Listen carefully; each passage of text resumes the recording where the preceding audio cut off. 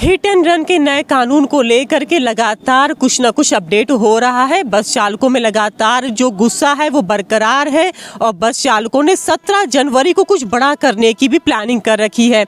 आखिर क्या करने वाले हैं बस चालक 17 जनवरी को और लखनऊ में क्या कुछ होने वाला है, पूरे प्रदेश पे क्या असर पड़ेगा, यही जानने के लिए आज हम आ गए हैं। क्षेत्रीय अध्यक्ष हमारे साथ मौजूद है मान सिंह और इनसे पूछते हैं कि अब बस चालकों की क्या आगे की योजना है और 17 तारीख को क्या बड़ा होने वाला है। आपका बहुत बहुत स्वागत है। धन्यवाद madam. Actually ma'am, hit and run case में बहुत सी भ्रांतियाँ फैली हुई हैं, जो कि सरकार की ये जिम्मेदारी बनती है कि उन चीज़ों को स्पष्ट करे, क्लियर करे। कम से कम हमारे जो चालक भाई हैं, जो कि एक तो पहले से ही इस स्थिति में है कि हमारा विभाग इनको 8,000, 10,000, 12,000 में इनसे काम ले रहा है। उस वेतन में एक तो पहले से ही इनका परिवार का भरण पोषण नहीं हो पा रहा है, पेट नहीं चल पा रहा, तो ये अच्छी शिक्षा कैसे अपने बच्चों को दे पाएंगे और उनका भविष्य कैसे उज्जवल कर पाएंगे। इस पर तो किसी प्रकार की चिंता न प्रदेश सरकार को है, न हमारे परिवहन निगम के बैठे हुए टेलीकोठी के उच्च अधिकारियों को है। उसके बाद जो ये काला कानून लागू किया जा रहा है, जिसको विस्तार से अभी तक पब्लिक नहीं किया गया है कि इसमें क्या है, कैसे लगेगा। जो 7 लाख रुपया जुर्माना है वो किसको भरना पड़ेगा, जो 10 साल की सज़ा है वो तो चालक को ही वहन करना पड़ेगा, उसको भुगतना पड़ेगा सज़ा।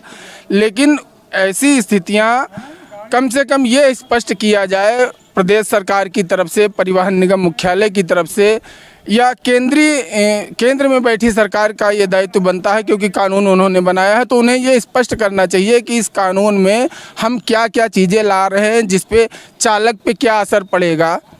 लेकिन अगर ये कानून लागू हो गया, हमारे किसी भाई से कोई दुर्घटना हो गई, तो उस स्थिति में हमारे पास क्या 7 लाख रुपया है? नहीं है।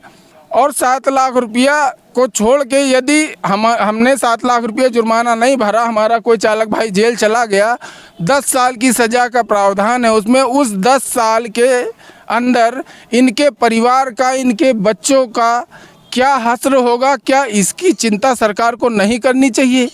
सर्वप्रथम करनी चाहिए।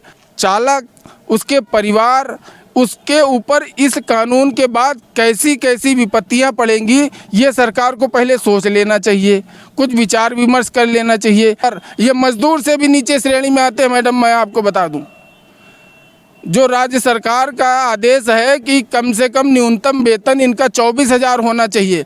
हमारे पूरे परिवहन निगम में किसी भी चालक का 24,000 रुपये वेतन नहीं है, रेगुलर को छोड़ दिया जाए। और रेगुलर हमारे यहाँ सिर्फ और सिर्फ 6% है। जैसा कि पूर्व से भी जो कानून लागू था उसमें भी सज़ा का प्रावधान है, लेकिन उसमें ये होता था कि पहले चालक की ज़मानत होगी, फिर वाहन की ज़मानत होगी और तत्काल चालक की ज़मानत हो जाती थी, चालक अपने कार्य पे लौट जाते थे और उनके परिवार का भरण पोषण होता रहता था।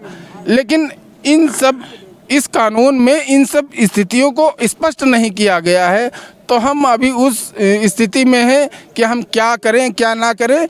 अभी इस पे हम लोग विचार कर रहे हैं, डिपो जाकर, क्षेत्र जाकर इस प्रकार से विचार कर रहे हैं। हम ये चाहते हैं कि सरकार उससे पहले कि हम लोग कोई बड़ा आंदोलन की घोषणा करें, उससे पहले यदि सरकार हमें उसका कोई जियो, जो नया कानून इन्होंने लागू किया है, उसका कोई जियो हमें दे दें, जिससे हम ये समझ सकें कि क्या ये हमारे हित में है या अहित में है। एक शिकायत दर्ज हुई मुख्यमंत्री पोर्टल पे। उस शिकायत के संदर्भ में मैंने उनसे बात की, जिन्होंने ये कार्रवाई की, वरिष्ठ केंद्र प्रभारी महोदय। उस पर उनका ये था स्टैंड कि ये तो संविदा का आदमी है, अभी मैं इसकी संविदा समाप्त कराऊंगा, नौकरी खाऊंगा इसकी। लेकिन जब मैंने उसकी गहन पड़ताल किया तो उसमें ये निकल के आया कि ये जो मुख्यमंत्री पोर्टल पे शिकायत की गई, शिकायत का नंबर जो है वो 2023 के चौथे महीने में इस नंबर से शिकायत की गई थी।